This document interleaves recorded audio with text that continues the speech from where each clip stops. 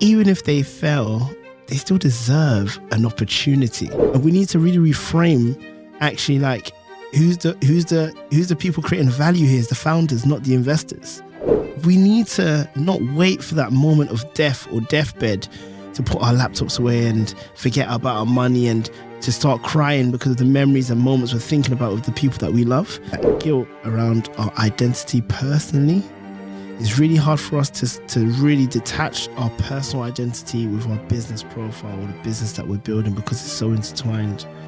So this is Vulnerable, the first founder mental health podcast powered by Founders Taboo. Let's get into it. Welcome. Thank you. Welcome to Vulnerable. Thank you for having me. It's a genuine pleasure to meet you. And I feel like I've known you strangely for quite some time now, probably because I see you on LinkedIn all the time, as you probably do me, too much of me nowadays. But yeah, it's a real pleasure to have you on. Pleasure's mine, and I'm happy that we finally met in person. I know. As well. I know. That makes it extra special. It's a lot better than the Zoom thing. Yeah. Absolutely. Yeah. And to give context to people, I pitched Andy my startup, and he passed on me. But some of my angels did get in contact with you, didn't they? Some followed up. No. Seriously? Yeah. I thought Nitin followed up. Sorry, Nitin did. Yeah. But no other angels didn't, which is fine. Yeah, Nitin did. He's one of mine. Yeah. Okay. Yeah, he's one of mine. Yeah, I think You've closed around now, though, haven't you? No. I've changed. I actually stopped fundraising because it's taking too much time away from product, team, customers. All of the above. It was damaging my mental health again. I felt like I wasn't positioning the company right in terms of where we wanted to go. I was focusing too much on software and actually where we want to be is the connector, the kind of the Uber for dog training. And I felt like I was moving away from the core value proposition of the company purely for money and to raise 500k. And actually, we're at a kind of seminal moment over the next couple of months, which is paying users. I can see you smiling. You're so happy about that, isn't it? Just like your value being appreciated and people paying for what you put out in the world. It is I've spent 2 years of my life almost building this. It's significant. Raising money and sticking to the strategy of we're going to stay closed, which is, it's hard because everything tells you to do the opposite in this industry. I want to talk more about this. Go for it. Yeah, because I've been reflecting today on conformity and the value of being non-conformist. But I think it's really difficult, especially as a founder in an industry where you're getting all of these signals from investors who are in this position of privilege because they hold the money that you're trying to acquire. Yeah. So then you start telling stories that you think they want to hear. And in doing that, you're losing the essence of who you are and who you want to be known as for the sake of fundraising, when in reality, even though it's ironic, there's a small batch of investors that actually want to invest in you and like who you are. And it's really hard to accept that as a truth as a founder in this industry where again, all of these signals telling you the opposite. How do you counter that though? I think you start with angels and not VCs, because VCs are incentivized by their business structure and their business model. So they're incentivized to therefore behave in a certain way, or they think they have to behave in a certain way to generate certain returns for the investors into their funds. Whereas an angel investor can do what they like based on what they value and what they care about. So the tricky thing becomes like, how in this fragmented sea of angels in this market, how do I find those angels who are really value aligned and want to get to know me for who I am and back me because they believe in me? And I think the sad thing is like the best source of that comes from introductions, and introductions are the heart of this problem when you haven't got the network. Like, who's the founder or investor that's going to introduce you Correct. to that investor? Because on the surface, you're not going to know that from their LinkedIn profile. They're not going to have a website like a VC firm. They're not going to market themselves because they're just an individual, you know, and it becomes really hard in this really inefficient market to match investors, value-aligned investors with value-aligned founders. It's why I think personal branding now is so important, that you get it right and you're intentional about it. Absolutely. I've seen a lot of people do amazing things with their personal brand particularly over the last 10 months. Even COVID, yeah, absolutely. I think that's a real reflection, an inflection point for a lot of people to ask, like, how do I want to actually spend my time? You know, like, what would I love to do with my time? I spent a year off. I took a year off from life because I was suffering with depression, as you know. And it was the best year I've had for personal growth. Although I was trying to take my life twice, I sat there with a therapist so many fucking hours. And I sat there with a pen and paper and wrote for a year. Wow. And I was like, why do I feel like this? Like, truthfully, genuinely. And it was this lack of kind of congruence, multiple different areas of my life, not quite pushing in the right direction. And I love building companies. Like, that's my first love, having an idea, going, fuck, somebody wants this idea as well. That's even better. Those early first 6 months of building a company where the odds are stacked against you so much. And it's this, you've got this insatiable drive to figure out, actually, is this something worth my time? Is it worth other people's time? And is it worth the market's time? And I think that's also where a lot of founders, prospective founders as well, they skip that time. That first 6 months is basically thinking and testing. And they go and they build. And they're like, oh, somebody's going to want this. But actually, they haven't done the step before, which is somebody's said they need it. And that has a massive impact on founders' chances, which has a massive impact on their mental health, I think. And fundraising is the same. You will know way better than I do how many founders come to you going, I just need this money. I was sat on your Ask Me Anything, and that woman who seemed like she had a really interesting business, but we see this a lot. Founders like, I know, I just need money. And actually, she needs to do the opposite. And that comes exactly back round to your point, doesn't it? It's really hard though, isn't it? Because, like, on the one hand, we're talking about an opportunity check. Yeah. We're saying that this person deserves an opportunity and they just need some money or some funding to give them the runway to give it a try, experiment, and figure out if they're going to get to that point of building a scalable, repeatable business model, product market fit. Even if they fail, they still deserve an opportunity.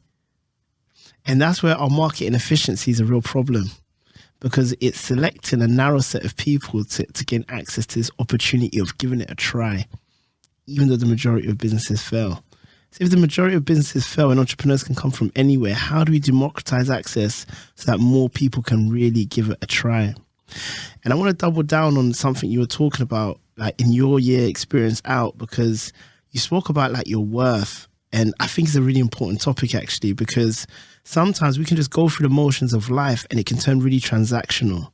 But when we pay attention to our feelings, we can start really thinking about, actually, how do we give love and how do we let love in? And how do we think at a more human level about how we're feeling? And sometimes in this transactional industry, especially in venture capital and talking about startups and fundraising, we lose that aspect that nature of aspect where we're humane with each other and we're actually thinking about how people feel and stepping into other people's shoes. And I think as investors, we let founders down by not doing that enough. Like a small example is I was on a pitch meeting the other day with another investor and a founder, and that investor in the background was like on his phone and stuff, while I was listening to the founder and following up with questions based on what the founder said and the language that they used. And after the meeting, that founder couldn't see that investor was on the phone, but said, "Thank you for being so present." And they shouldn't have to thank you for being present. I should be thanking them for taking out time, because I know how hard it is meeting up with hundreds of investors. And actually the privilege is for me to be supporting you on this journey, because you're creating all the value, you're sacrificing your life for this endeavor. I'm here to support you on that if I have the privilege to do so and I see the opportunity, and we align. And we need to really reframe actually like who's the people creating the value here is the founders, not the investors. And this is where I feel like it's important to have these conversations. The third thing that I want to double click on before we continue this conversation is, like, I read a book last year called Tuesdays of Maury. Wow, what a therapeutic book. I'm going to buy you a copy. Really? Yeah, my mum's reading my copy right now in Santorini. And it's my brother's wedding. We just got back yesterday. Oh, very nice. Congratulations to him. Yeah, congratulations indeed to him. And that book was so good for me to hear about the fragility of life, because it's about this lecturer who's dying from ALS, and basically his body is shutting down on him as he's literally like dictating his book to one of his former students who comes for his final lecture at his house while he's dying. Wow. And it reminds me about the importance of even giving people their flowers while they're alive and appreciating them while they're here. And he did this kind of like funeral ceremony while he was alive for people to share how they really felt about him, so he could hear it while he's still here. Wow. And we need to not wait for that moment of death or deathbed to put our laptops away and forget about our money and to start crying because of the memories and moments we're thinking about with the people that we love.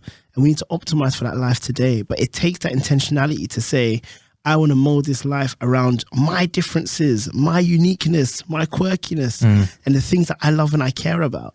And the funny thing is, when you double down on that and go through the wilderness like what you described, like it leads you onto your path. And I went through a similar experience growing up. Like my father passed away when I came back from a backpacking trip across East Africa with my younger brother who just got married. And in that experience and being in that darkness, I could either feel like, I've just been buried and this is really dark and I don't know how I'm going to make it out. Or I could feel like, actually, like I'm a seed that's been buried and I'm about to sprout out and get nurtured from this experience that I've been through. And even though it was lonely going through that experience in that wilderness, I found myself more and I doubled down on my quirkiness. And I started realizing patterns that I was ignoring in my life that made me me. What were those patterns? A great example is I've started 3 businesses in my life at that point too. The first one was a business called SAFIRM, which standard for self-affirmation. And it was a university project that turned into a small business where we're going around to like churches, government groups, councils, colleges and universities and teaching about the employability skill set of being entrepreneurial. Like how being entrepreneurial can help you be a better employee. And it was actually ahead of his time thinking back. This was like 15 years ago. And I remember shutting down that business because we said that we were teaching people about an experience that we hadn't experienced ourselves. And we were wrong for doing that looking back. Because after that, my friend got into Twitter, another friend got into Morgan Stanley, I got into Ernst & Young. The thing that we were teaching and the formula and the way that we were teaching it resonated and it worked. And we'd go into school sometimes and teach about the employability skills of a drug dealer and how those are transferable skills. And if you sacrifice that, the risk and reward doesn't even make sense. You should definitely focus on this career as a trader in the city instead. And it was actually transformative, that kind of workshop for the people that we were targeting. And we shut it down because of that imposter syndrome of, we haven't been through it ourselves. But that shows my love for personal development and that full expression of myself through that business. Then my second business was called Mixtape Madness, which my brother still runs today. And again, that was about centralizing UK hip hop and rap music online at the time because we didn't have Spotify and iTunes. I was double clicking on a passion of mine. I loved that music. I listened to that music. I wanted the convenience of hearing it in one location. that was another extension as a full expression of myself, starting that business. And it taught me that actually business is such a powerful vehicle to be yourself. Because I found it really restricting being in big organizations and companies where I couldn't be myself. Correct. It's fascinating. I mean, if I reflect on what you've just said, like the happiest moments of my working life, but also some of my just general life have been where it's me, my thoughts, and that's it. And working on my company, my projects, working on the things that I value the most, mental health, building companies, fucking love dogs. That's my happy place. And podcasting. Like, this is my flow state, which is why I do it so much. Just lose track of time. Correct. So good. And you have a one-on-one conversation with somebody, which so often we don't do anymore. And this gives me an opportunity to connect with somebody else, albeit there's cameras here and there, and it's being recorded. Like, it doesn't take away from the fact that I'm having a conversation with you and I'm going to get to know you very, very personally and deeply. Absolutely. Yeah. And by the way, that requires like vulnerability. Yeah. So for me personally, I had to go through a journey growing up, being comfortable with being a bit uncomfortable, because I grew up in a very masculine environment, a very homophobic environment, where in Tottenham, like, my role models that were around me were a lot of criminals, Really? a lot of people being disrespectful to women, a lot of men that had money and the cars and the clothes. But that's all I knew. I didn't have uncles and aunties in industries or working in the city. I didn't have, like, it was the sphere of my influence. And actually, in knowing these people, I was protected and I didn't get bullied and I didn't get robbed. So growing up in Tottenham, my initial mental models was framed around that. The seed of hope was actually the fact that my mum was Christian and started taking me to church. So then I started developing a morality around me around, I don't want to do that. Yes. I don't want to participate in this. I need to seek out different role models, but to do so would require a sacrifice and require me to go through this wilderness and this journey of discovering who I am and be willing to build this new network. And I think that's hard for a lot of men, to put their ego aside and their pride aside and to really spend time with themselves, to think like, who am I and who do I want to be, and be alone in my thoughts. That happy place for you. And that's a happy place for me as well, actually. Like, I loved when I went camping or backpacking, or those experiences where I could just read, think, write, research, and just be alone in my thoughts, whether it's a run, whether it's a walk.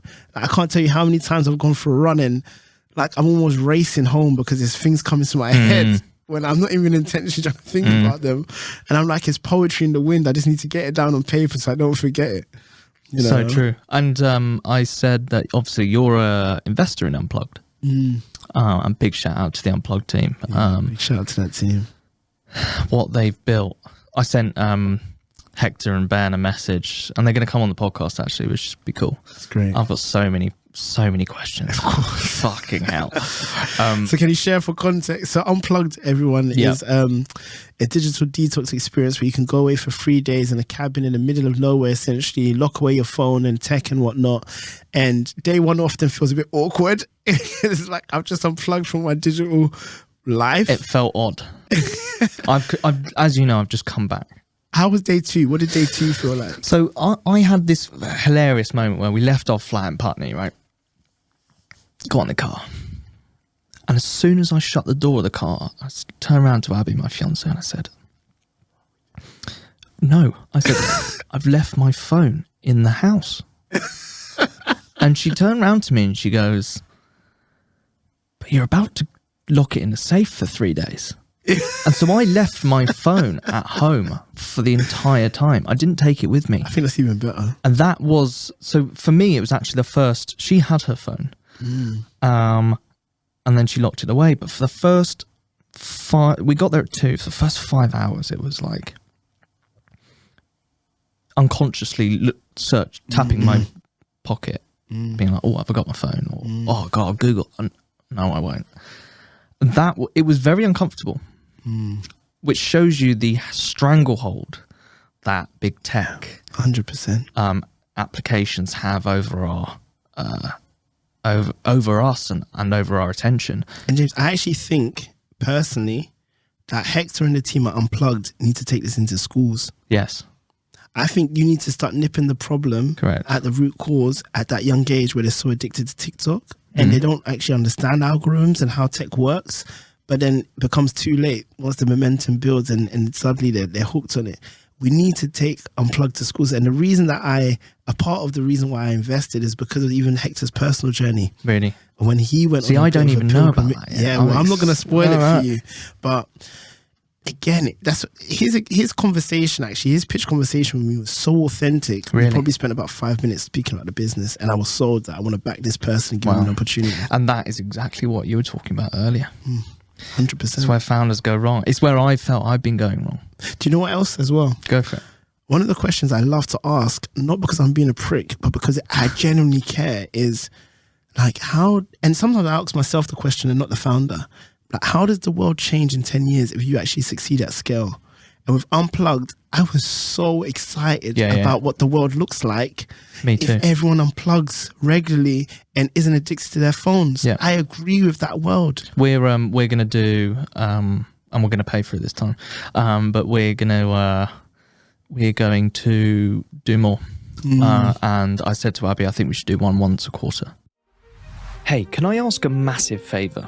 Can you subscribe to this podcast right now, if you haven't already? Your subscribes, your sharing, your liking, your commenting all over social media is increasing our reach, and it's meaning that founders out there know it's okay to talk about their mental health. Thank you. Vulnerable, a Founders Taboo podcast, has been created to raise awareness on the highs, lows, and taboos of the founder journey, to amplify the raw and unfiltered stories of founders, and to remind those listening that they are not alone. Founders Taboo is a movement dedicated to improving access to support for founders' mental health and well-being in order to build a healthier startup ecosystem as a whole. Entrepreneurship is undeniably hard, but it doesn't have to cause hardship. We know that entrepreneurship is often lonely, but it doesn't have to be. Our support includes a safe space to take off the mask and interact with fellow founders in a free online community. You can access hundreds of psychologically informed resources and exercises to build up your mental health literacy. You can source and connect with startup and well-being professionals. You can participate in live support sessions, attend retreats, and much more. We want to promote mindfulness in entrepreneurship, harmony rather than conflict between health and building a business. And this all starts with speaking out and breaking some taboos. Join the movement. All founders are welcome. Follow us on LinkedIn to keep up to date and get involved. I highly encourage any corporates or businesses listening to this to sign up and actually get corporate membership and offer it to your employees. And you'll be surprised how many employees need this. They don't need to write a review on Glassdoor about how much they're hating the experience or what they're going through mentally. They need this as a detox to just step away from it all and come back feeling refreshed. It was the best 3 days I've had probably in the last, I'm going to be bold here, say that I've ever had for a 3-day period, because I realised how much I needed it. The period of that 3 days, we spent 4 days really, listening to classical FM. I've fallen back in love with that now. Oh, my dad used to. I know, we love that. So now actually we've bought a digital alarm clock for our bedside table and we're woken up by classical FM now. Wow. Well, look at that influence and that action that you've taken based on such a reflective Yesterday experience. was the first day that we woken up to classical FM in the mornings. Did it make you smile like you're smiling now? Yeah. And I was like, wow, I just feel relaxed. There's no micro stresses waking up. My phones, both our phones in the other room. You need to send me a link for that. I'd love to get something like that in my house, actually. Yeah. It's a beautiful way to wake up. So I've had my phone in another room for probably the last year now. Abby doesn't, and it annoys me, but she's now starting to move into that world. We just didn't have an alarm clock. And going back to actually just kind of being digitally minimalist. Yeah. And that helps me sleep. But going back to Unplugged, and going back to also being more congruent with my values around fundraising. And I spent 3 days writing. I wrote a letter to an old friend. Wow. And he's an old friend because now I choose for him to be an old friend. And I burnt it. Watched it burn in the little fire that they have, and that was so cathartic. But I wrote pages and pages on my company, and I physically wrote pen and paper. That thing that we used to have back in the 1800s. Pen and paper. I spent 2 days writing and reading, but I spent 2 days writing about the company and reflecting back on why Angels had said no. And I was like, yeah, okay, how do we move forward? And actually that realization that we're at such a inflection point where we could go raise 500k now pre-seed, but realistically, why would we do that? Let's just keep the company alive. We know what our burn rate is. We need 100k now. It's really mature. We need 100k because that will get us to next May, June. And then, because we're going to have some traction on paying users, we're going to have traction on metrics around the software, and also we're going to start building the consumer arm, putting a waitlist in place, and actually building that side of the business, which we've kind of neglected so far, because we've been doubling down on SaaS. And I was like, we only need 100k. I think this is a really healthy experience you've been through. Yeah. I'm going to separate two things. One thing I want to return to later is I want to find out more about what you think the 3 days did for you and Abby's relationship. I think it's so mature for you to go through that experience before being married or anything official. I think that is such a mature decision, and it can be challenging as well. So I'd love to return to that. Go for it. But back onto the topic of what we're talking about in terms of the fundraising experience, I often say, when I was in San Francisco in 2015, I used to always hear failure is a badge of honor. And I didn't like it at the time because I felt like I came from working class backgrounds. I can't afford to fail. But what I realized in these kind of conversations with you is that it's not actually failure if you learn a lesson. It's either a lesson or a win. And a lesson is not a downside because it helps you move more intelligently moving forward. And what you've just described for your fundraising experiences, you've extracted the correct lesson around what are the key milestones that I want to achieve and why over the next 12 months and what's actually necessary. And what you've done is improved your decision-making capabilities now, because now you're making decisions on the right things to ruthlessly focus on because I have these restraints, especially from a capital perspective. Whereas sometimes when founders raise too soon and they haven't built that muscle, then they burn through the cash because they have not built up that muscle on how to make the right decisions for the users and for the business. And you've built that now. So you're even in a stronger position. Now, when you get the traction, you have the customer waiting list, you've got evidence that you've got a problem worth solving because people are paying for it and there's even more users waiting to pay for it. And it puts you in a stronger negotiating position when you come to raise. And hopefully the market will have improved actually, so that these depressed valuations start rising again in your favor. So sometimes when we're going through the pain, it feels like, why me? Why now? But we look back in 12 or 15 months and you're like, that was one of the best decisions I made. The key to entrepreneurship, I think, is learning how to survive and learning what you need to survive. Absolutely. And I think it's something that we've glamorized through big fundraising announcements and massive valuations and this kind of this feeling of security because we've got 8 million in the bank or whatever. Yeah. Actually, the reality is people are just surviving, and that is actually where you learn the most. Yeah. Certainly for me, now we've made this decision. I think it's actually harder to raise 100k than it is 500k. In some ways, yeah. In some ways. But then again, I feel more comfortable about it because it's a smaller amount. I don't feel so daunted. And actually, I think that it's an easier sell because we are putting forward to investors and also people outside the company that we're being frugal. Yeah. And I generally think there's at least 10 investors out there that will be willing to back you with £10,000 because they believe in what you just shared just now. I even believe there's 20 investors that are willing to put 5k in because of what you just said right now. Correct. I'm actually really confident about this round. Interesting. Send me the pitch deck again. I will do. And I'm actually, another thing, spent 3 days looking at the fundraise and going, I'm pitching it the wrong way in the deck. Because I've looked at that fucking deck for the last 6 months now. And I know where I was going wrong. And I was like, hold on, I want to build the Uber for training, right? And this goes for any company as well, right? I want to build a marketplace, SaaS-enabled marketplace. And I've solely focused on the SaaS side in the deck. And it's like, hold on, there's this massive consumer side, which is actually that has social responsibility, that has importance, more importance, I think, than SaaS, because actually we're solving a massive problem on the consumer side.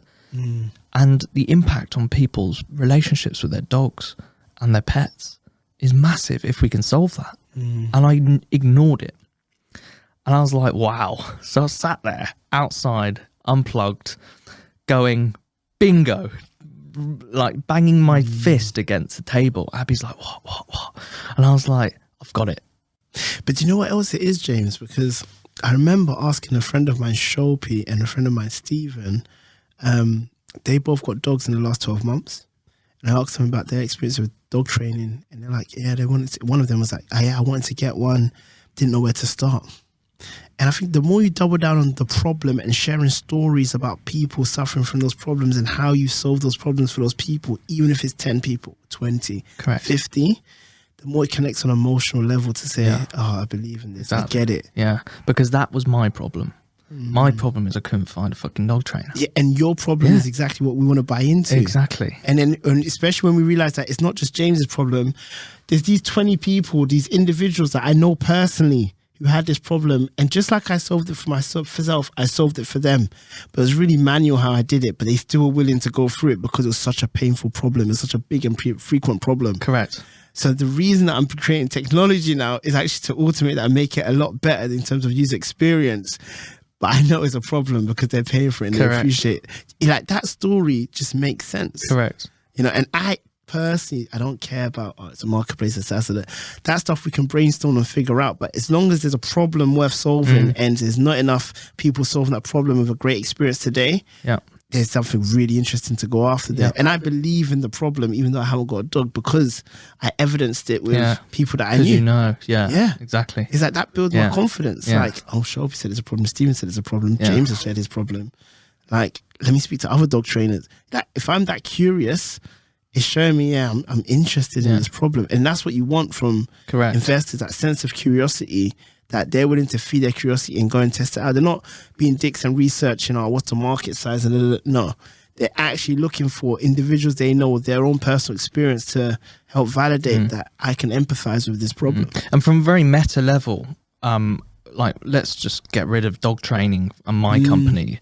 Like, what my experience over the last week represents is the fact that I was struggling with my mental health because of my fundraise and because I didn't feel like I was going in the right direction. And I know there are people out there who feel like this. They're bogged down with it. It's just been hard work. They feel like they have to sell something, but it's not quite clicking. They're just like, But actually, we are afraid of taking time to slow down, to speed up. Yeah. We are. Because we've got to get it closed in this amount of time. But actually, you have to go through this process if you're stuck. Yeah, something we go through to grow through. Correct. And I think what we're also sometimes kind of ashamed of, or sometimes feel like we have a sense of shame, is that guilt around our identity personally. It's really hard for us to really detach our personal identity with our business profile or the business that we're building because it's so intertwined. So in feeling like, this fundraising is dragging on, it means I'm unsuccessful, it means that I can't raise this, it means that publicly I've talked about this company and now publicly people are going to see that I'm failing. the weight and that pressure of that we need to take off ourselves. And one thing that I always advise first-time founders especially is that don't even give yourself a title. Like, you're not an entrepreneur or CEO. Just say to yourself that you're an independent researcher and you're conducting research. And there's a timeline and a time frame in which you're going to try and get evidence for this research to prove or disprove a hypothesis. And each time you do so, you just take it to the next level and take a step forward and research the next topic. And just take that pressure off yourself and just operate as an independent researcher. And that research may lead you to validate that there's a business worth solving, but it also may lead you to validate, that invalidate and disprove that this is a business for you. Both outcomes are okay as long as it's independent research and you achieve your research learning objective. That's fascinating. I love that. I've done that a few times. I give myself a few months to work out whether this is a go or not. And ultimately, actually, my kind of acid test for it being a go is my fiance, who she, and I think we all need this. Yeah, someone on the outside. Correct. Absolutely. I'm in a very fortunate position that financially, we as a family, not, as in Abby and I, we're fine. But that's because we sat down when we first met. She was like, "Who are you?" Like, she'd never ever dated somebody like me who lives off absolutely fuck all, basically, like rice and beans each month. And I've been doing that for the last 5 years because I just love entrepreneurship. And she was like, "What do we do?" And she said, "If you have a good business idea, tell me, and let's do it together, because this is going to be a family investment. We're investing in you, because if you win, and let's say you sell a company for 5 million or 10 million in 5 years, you're going to earn more money than me I've done in 30 years. So it's a good investment. And along the way, you're going to be fulfilled. I'm going to be really proud because you work your nuts off to do it." And that was her kind of our handshake moment. So now she invests in me from a capital perspective, aka she keeps the lights on. She works really, really hard. And so do I, because we both think that this is a good idea. Now I go to her with those ideas and I say, "What do you think?" And she'll say, "No, fuck off." Honestly. And I've gone to her with so many ideas. And then the ones that she says yes to, and I almost present a plan to her. I almost say, "Hey, look, this is what we found. This is what I found. This is the data. This is what people have been saying about it." "Ah, interesting. Okay, go for it." And that, I think, is something that I urge founders to do if they do have that other half. Because it gives you confidence that you're being supported, but equally, it's not just me, because we have a tendency, as you know, to fall in love with our ideas. And that is honestly a blessing and a curse. Yeah. Do you know what? It's so interesting because I think the lessons you share there are actually lessons in nurturing healthy relationships. And one of your questions actually was unplugged. We'll return to that. Okay. Because I think we're on a good stream here. Yeah. We've got to follow the stream to the ocean. I like it.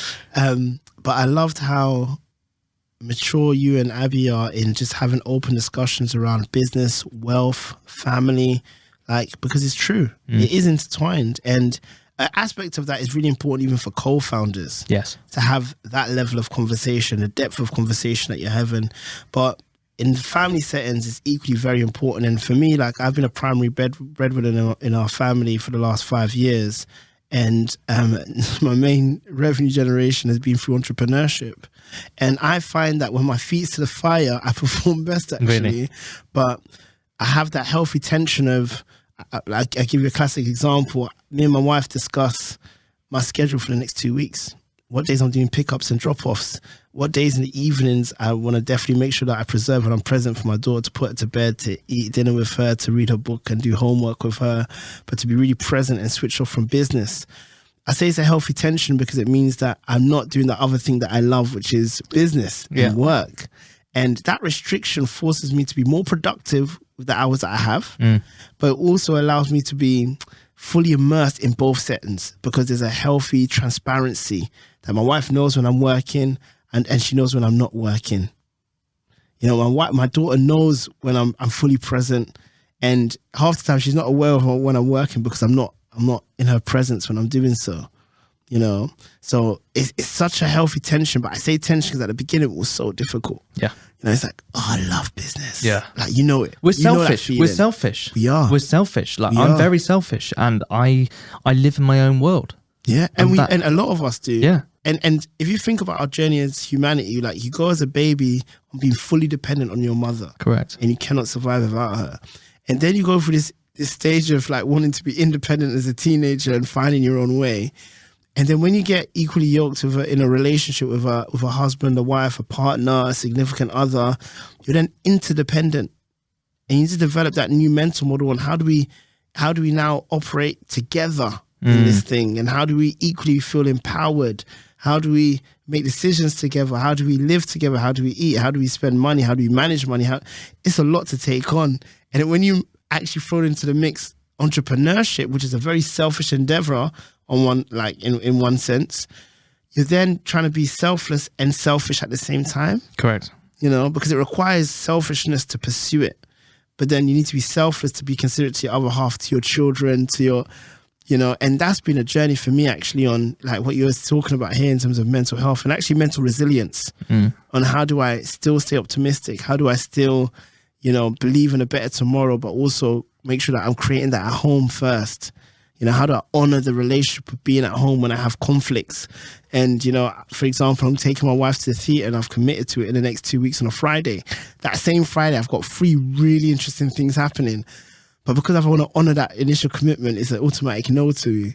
And I feel like when we say yes and no's, we're actually making a conscious decision of how we spend our time in the future. Correct. It's like a debt. It's like money that we've taken out or borrowed. If I say yes to something, I've socially made a contract to say that I'm going to honor that commitment. I'm no longer going to do anything else at that time, regardless what comes in the future. When I say no to something, it's really liberating to me because it's like I now have all this optionality in the future on how I'm going to spend that time. How has your relationship with your wife transitioned throughout your time as an entrepreneur, investor, founder? It's a great question. You know, my wife was originally my friend. So we were friends for 16, 17 years. Wow. That's how long we've known each other. Fuck, that's a long time. It's a long time. So we knew each other really well as friends. But lovers and friends are 2 different things. Absolutely. Right. And I think the biggest learning for me looking at like that transition from a friend to being in a relationship was at first, we both didn't want to get into a relationship because we felt like if it doesn't go right, we're going to lose the friendship. But then what we learned over time was that core and that foundation of a friendship was exactly the foundation we needed to build a relationship on. Because we learned about each other more intimately. You know, like she learned to trust me. She's gone from being like fully independent and working and earning her own money, driving her own car, to now we share a car, we share a house. You know, I was working for several years while she wasn't working. That was a real shift for her. So I had to be really conscious about how do I empower her and ensure that I don't strip away her identity and who she is and who she's meant to be in this world because I'm being a patriarchal man. So we had to manage that, both of us together actually, and get support on that journey.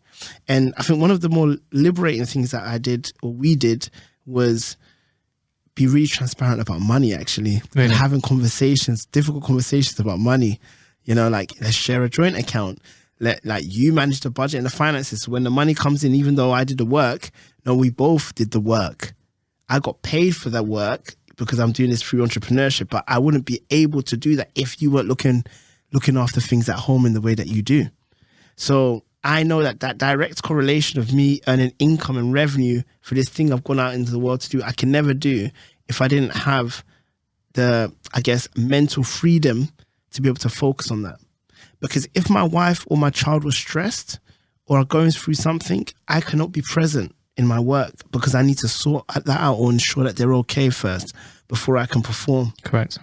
You know, if my wife, one of the things she used to hate was like hearing me talk, because she would hear it like a broken radio 100 times. Oh, here he goes about talking about his traveling and his backpacking. Here he goes about talking about authenticity. And she's heard the script so many times. For her, it's like sickening. But then when I talk to an audience, they love it because they're hearing it for the first time. So that was one of these funny things where it's like, in COVID especially, it was like, I need to ensure that even when I'm having Zoom meetings and stuff, I create space. I'm not always in the house. I'm not always sharing the room with her, because it must get annoying hearing me talk about a lot of the same things. And I'm in natural mode, like sales mode. You know, I'm naturally sharing what I share, which are stories. But she's heard it 1,000 times because she lives with me. You know, so those are kind of subtle shifts I had to get used to over time to be accommodating and ensure that in me being fully myself and fully expressing myself, I'm not reducing her ability to be empowered and be fully herself as well. Interesting. Yeah, and I think we're still on that journey, actually, because it's a continuous journey. And then honouring things like date nights. So important. So because important. Developing a relationship, especially when you have children, outside of the children, is really important, so that in 20 years' time, when the children leave the nest, I don't feel like I'm here with a stranger. So interesting, because we got 2 dogs, as you know, and they're like babies. And so actually we've had for the last 18 months, longer than that now. No, 18 months. We've had almost the perfect introduction to having a child, even when we haven't had a child, because we've had 2 dogs.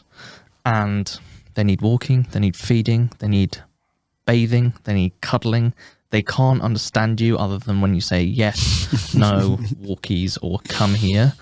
And that level of sacrifice, we have to compromise constantly. And it's something that compromising on work, like we have to clock off at 5:30, 6 o'clock because, and we'll come back to it, but dogs need a walk. Same as kids. Yeah. And it's hard. It's really fucking hard, because sometimes the last thing I want to do is stop. Like, it's really liberating and healthy as well. Yeah. You know, that switch off. Or like, when I think about my daughter, she probably doesn't remember 90% of the gifts that I've bought her life, but she remembers the experiences and the memories. Of course. Oh, that holiday to Greece where I was there with my cousins and my friend was out there, and that was the time of my life. That theatre production we went to watch, Frozen, that was so good. That dance performance that I'm taking part of, like, because I love dancing, it means the world to me. So when I see her going through those experiences, it reminds me that, like, a life worth living is around really optimizing for those memories and those moments. In and out of business. So true. It's life. So true.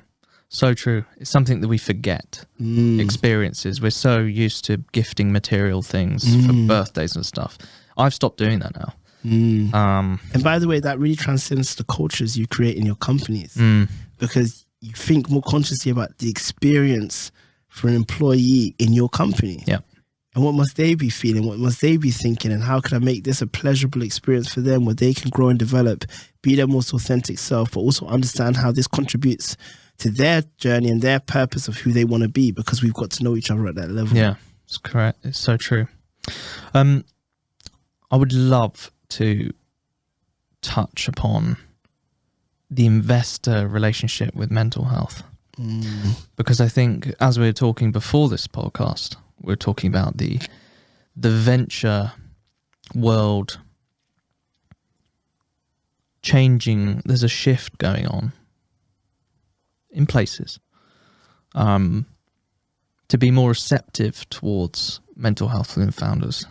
You said there's been a big shift that you've seen in the last couple of years. What are you seeing from your side when it comes to mental health on the investor side? So I want to separate tokenism for a second and marketing and PR, because I think through everything we've experienced, from COVID to George Floyd to the rise of ESGs to mental health, sometimes with hot topics, people can hop on a top topic. But you also have people that are really genuine in doubling down and leaning into these things as well. And I think investors are really recognizing, especially in this crisis and with inflation, interest rates high, and valuations being depressed, and the market that we're in now, they're really realizing that if I can invest in my founder's mental health, right? We're not talking capital here. We're talking about in my founder's well-being, they are more likely to be able to perform and generate that outcome that I want anyway. So the two are actually linked. And I think we've moved away in the last 20 years from a culture of work hard, play hard, and the old city boy culture of the old boys network, to now a focus on actually, we want to create inclusive cultures. We want to create environments where people can be their best. And actually, there's going to be a correlation with performance because of that. So as investors, I think actually we need to start being comfortable with having the conversations up front.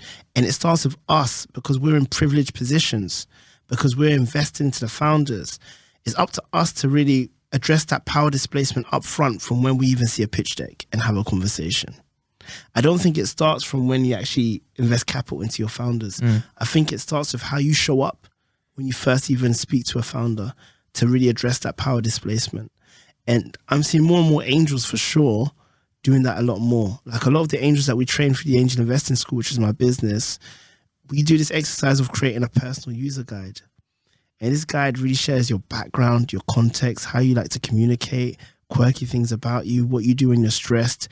And I always encourage our angels to share that with founders when founders are sharing their pitch decks, if you're actually progressing that relationship with that founder, because it allows that founder to get to know you more intimately, and it allows you to be a bit more vulnerable with the founder rather than the founder always being so vulnerable with you.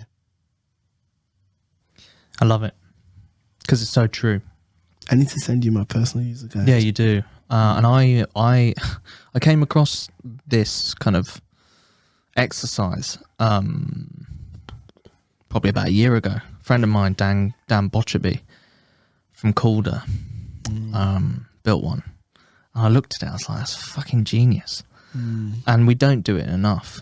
Do you know what? It's so funny, actually. Your unplugged experience is that's a great space to create a personal user guide. 1,000,000%. Because the brain takes you. I was just taken on so many different routes there. Like thinking about my wedding next year.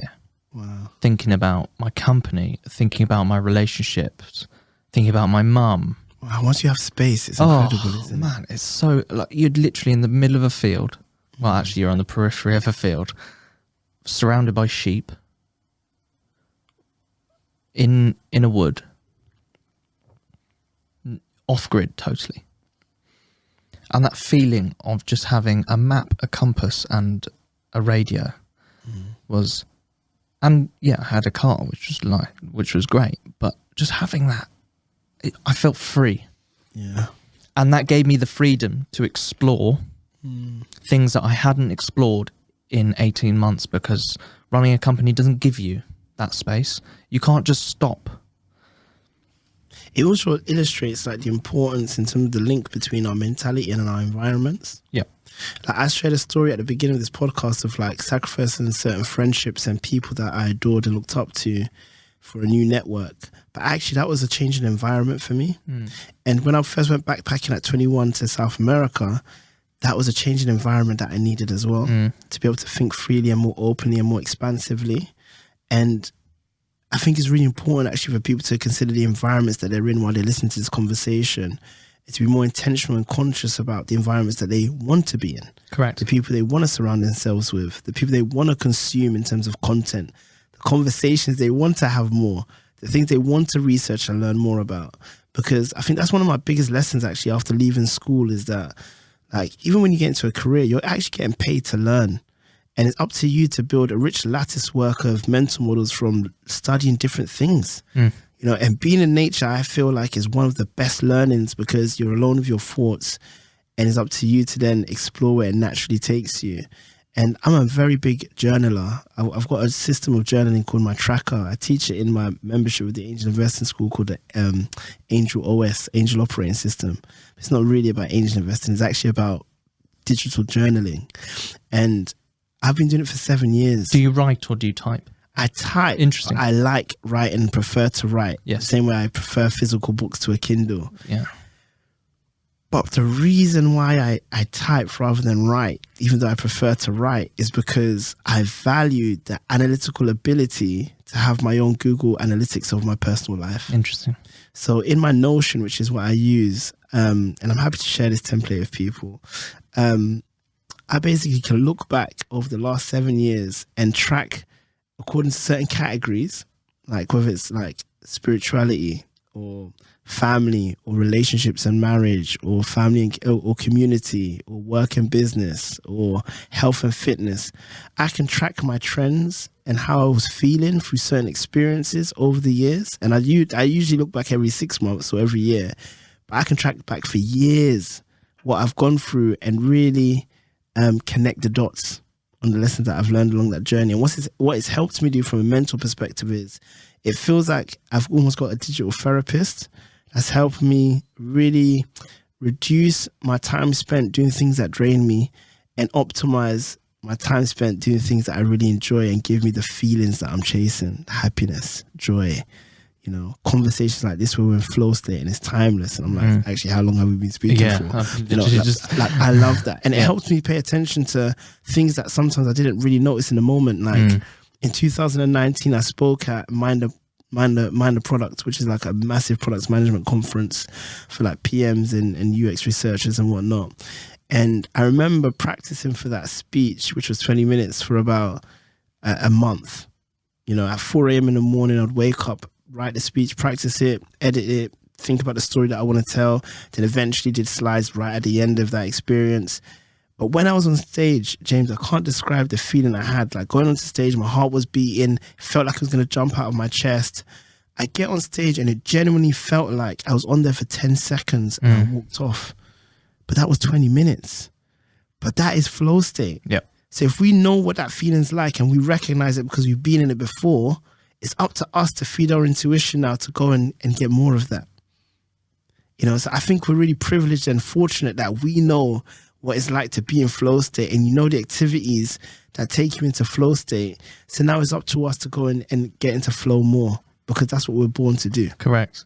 Because this conversation, I've been, yes, in a very timeless state with you, which is fantastic, but equally popping with ideas. And it's so funny because I think before the camera started rolling, he literally admitted to me that, you know, Andy, you haven't written any questions. Like your phone's been down. You've not had any paper on your desk. No. And you just leaned into, I'm going to have an authentic, open conversation. I'm going to trust that Andy's going to do the same with me. Yeah.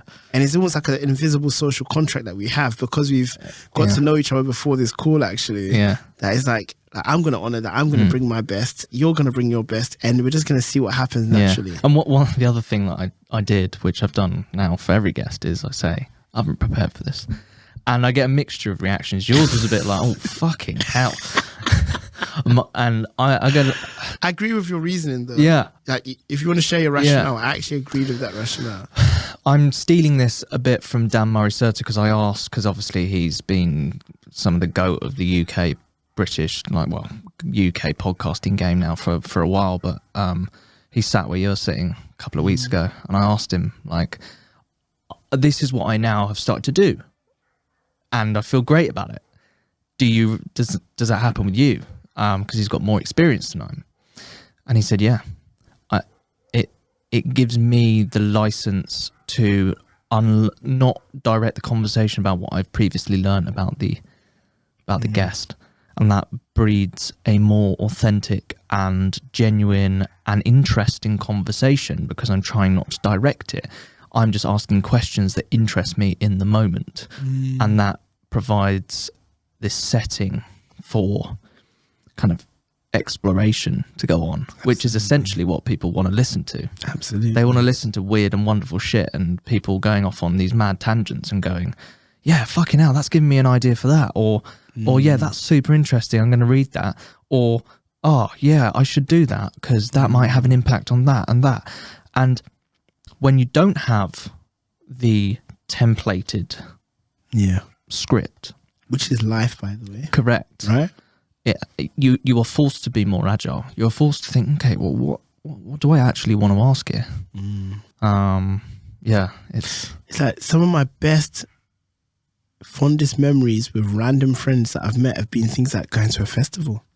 And I brought one friend, someone else brought a friend, and we just had a magical day because we spoke about a load of random shit and we just had a great time. And actually, life needs to be more like that. You know, it doesn't need to be structured. It doesn't have to have the playbook. We just got to lean into how we're feeling and make the most of it and shape memories. One of the things that just popped into my head actually was we know that fundraising takes its toll on founders. And it is a really tough process. There are very, very, very few founders who find it easy and can raise on a pitch deck and shout about it, no problem. Yeah. But most founders, as we know, it's hard, tough game. I think fundamentally, founders can improve their mental health if they think differently about fundraising, taking steps back, not being afraid to go against the rule book sometimes. In your experience, how can founders move away from the typical rule book? It's a great question. Two things that immediately came to mind is that around 10 years ago, I stopped watching the news. Interesting. Not BBC News, Sky News. If something's really newsworthy, eventually it gets to me. I can hear it through the relationships that I have, like COVID being announced. I didn't find that out from the news. It's been so healthy for me because I realized that the news was just bad news. Yeah. And the more I consumed about that, the more it became my reality. When, like, I've had such mental abundance in my mindset when I've shaped exactly what I want to consume and been open to consuming new information from news sources, not mainstream news. I think the same is true for founders. If you're going to watch TechCrunch and read major publications, you're going to hear about Adam Newman raising again despite what he did at WeWork, and you're going to have a feeling about that. I don't think it's helpful. No.